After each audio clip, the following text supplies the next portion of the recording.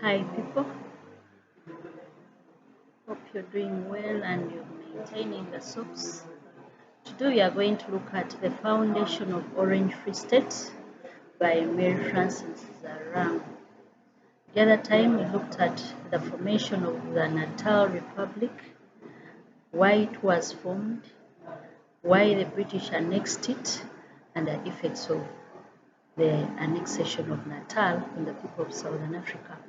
So as today we are looking at the foundation of Orange Free State, how Orange Free State was formed.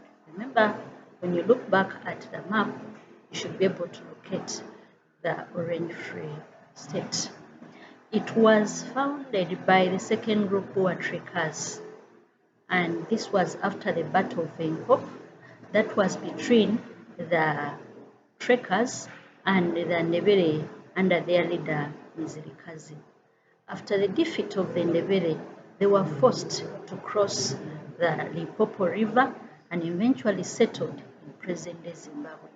And the moment they left their area unoccupied, the Boers formed a republic between Orange and Vaal rivers, and that was the Orange Free State. And in that state, they set up their capital, they called Wynberg, in order of their victory over the people. However, in 1840, they declared themselves as part of Natal to escape Basotho control. If you recall looking at the map of Southern Africa, that is the same location of the modern Lesotho nation. And because they did not want to be under Mosheshe, they declared themselves as part of Natal Republic that had also been formed. However, when the British annexed Natal in 1843, they moved to the plain areas across the Vaal, while others remained under the authority of the Griquas. However, in 1843,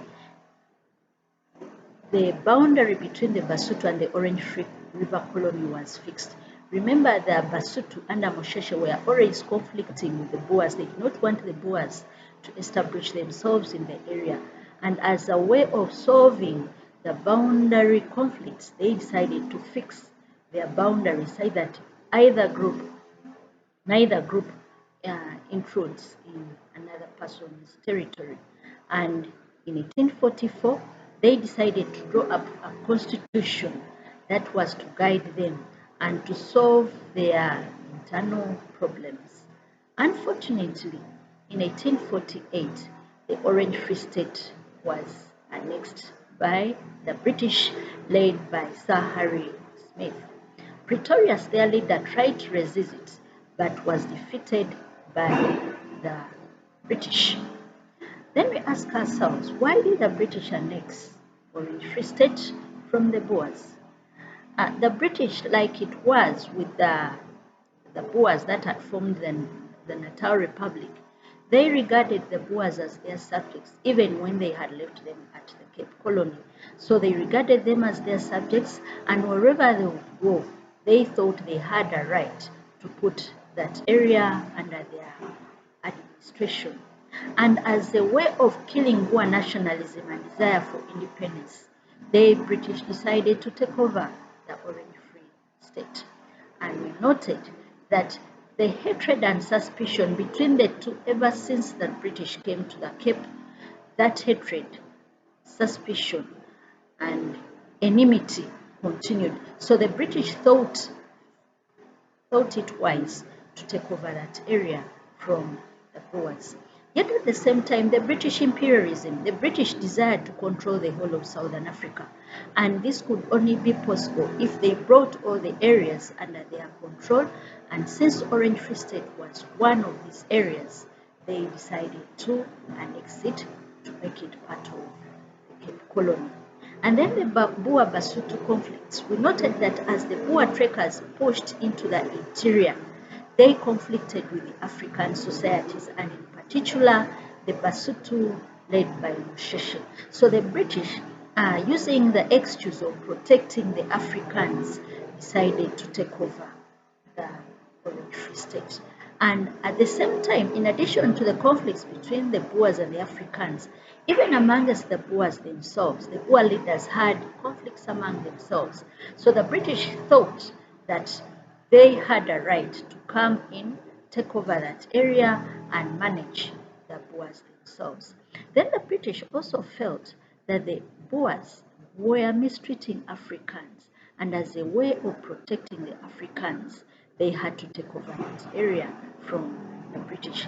And Mosheshe, the leader of the Basotho, at a given time when he realized that the Boers were worse than the British, requested for British intervention in the conflicts between the Boers and themselves. So, as a way of intervening, the British ended up annexing Orange Free State, putting it under their administration. And maybe the annexation would not have taken off if the Boers had resisted. But we noted that Pretoria tried to resist it, but did not succeed. So the failure of the Boers themselves to resist this annexation made it possible, and as it was, the British ended up taking over the Orange Free State. And they also had the desire to stop Boer policy of land grabbing. Remember, some of the reforms they had introduced at the Cape Colony were things to do with land ownership, titling, and to stop the Boer idea of just grabbing African land from them. So in order to stop Boer policy of land grabbing from the Africans, the British eventually decided to take over the Orange Free State. And as the Boers pushed into the interior, they continued with their policy of segregating and discriminating Africans. So the British, who took themselves to be the custodians, to be the protectors, to be the guardian angels of the Africans, decided to take over the Orange Free State in order to stop this segregation and at the same time to stop the enslavement of Africans by the Boers. And in addition to that, they thought that if they took over the Orange Free State, they would prevent the Boer movement into the interior. At the same time, the British feared that if the Boers pushed further into the interior, they would ally with the Portuguese. The Portuguese, remember, the Portuguese were already in Mozambique, they were already in Angola, and then the Germans were already having interests in Namibia. So they feared that if the Boers allied with either the Portuguese or the Germans, they would eventually force the British out of the region. So in order to prevent such alliances, the British had to follow the Boers and take over whatever area they were controlling. And at the back of their mind, the British had a desire to create a federation of South Africa, that is, bringing all the areas in South Africa under one administration. And that's why whatever republic the Boers formed, the British were ready to take it over. In conclusion, the reasons for annexation of the Orange Free State were political, economic, and social. Then we ask ourselves, how did this annexation affect the people of Southern Africa? Automatically, the Boers lost their independence they had just got after forming the Boer Republic. So they were no longer in control of the Orange Free State, as now it became the Orange River Colony of the British. There was a lot of depopulation in the region. For the Boers who did not want to be under the British, decided to move away from that area. And so a lot of massive migrations from the region and conflicts which led to loss of lives, and eventually this led to deportation. It increased the hatred, the enmity between the Boers and the British. The Boers could not forgive the British for always following them up and taking away and dominating away and taking away what they thought was their hard-won independence. So that increased hatred and enmity eventually was to lead to more conflicts between the two, and eventually was. Then African leaders lost their powers. Mosheshe, the leader of the Basotho, because of increased white interference in the affairs of the Basotho nation, he ended up losing his powers and forced to go to exile. However, much as the British thought that by taking over Orange Free State, they would suffocate Boer nationalism, instead, the Boers were more determined to protect their nationality and to protect their self-independence. And they were more determined than ever to ensure they were free from British rule. And British administration extended into the interior. First, when they took over Natal, and later on, when they took over Orange Free State, that meant that the area under British control increased. However, because of the increased hatred and enmity and suspicion, eventually this annexation laid future ground for future Anglo-Boer conflicts, which were eventually realized in the First Anglo-Boer War, the Second Anglo-Boer War, which was a way of the two groups reaching and showing that they had reached a level where they could not settle their conflicts peacefully. Unfortunately for the Africans, the Basotho were exposed to constant British attacks. The moment the British took over Orange Free State, this meant that now the Basotho, in addition to the Boer conflicts, they were also supposed to be under the British.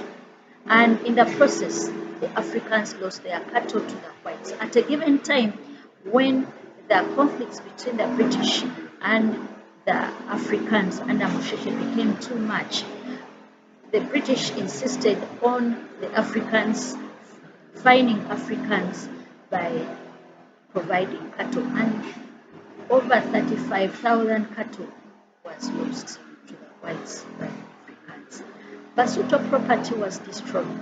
As a way of protecting their independence from the British, they eventually also lost a lot of lives and at the same time a lot of their property.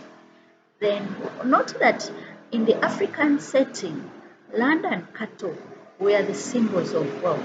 However, when many of these Africans started losing their cattle, started losing their land to the whites, their economies seriously declined.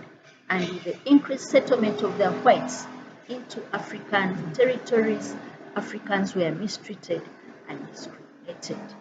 And many of them were forced out of their land, they were displaced and became refugees in their own other land.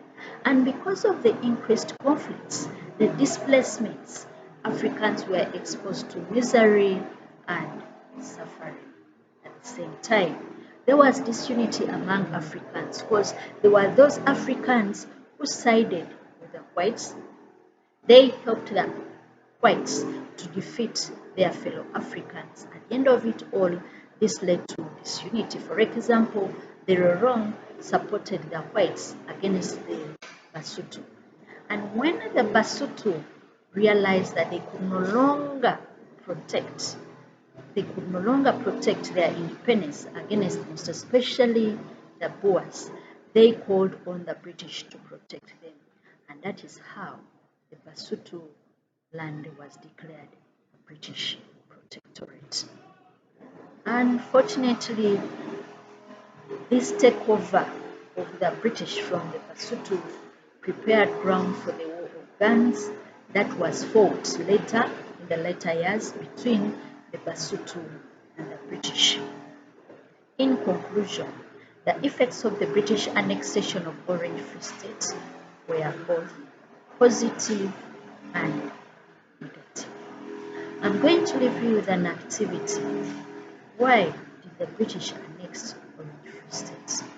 And what were the effects of the annexation on the people of Southern Africa?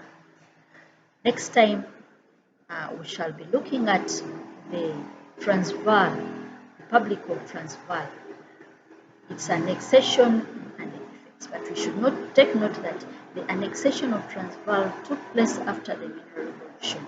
So it would be after covering the Mineral Revolution that we get back to the Republic of Transvaal and we analyze why it was annexed and the effects of its annexation. Otherwise, we are ending here today. Be safe, stay safe, observe the soaps till we meet again.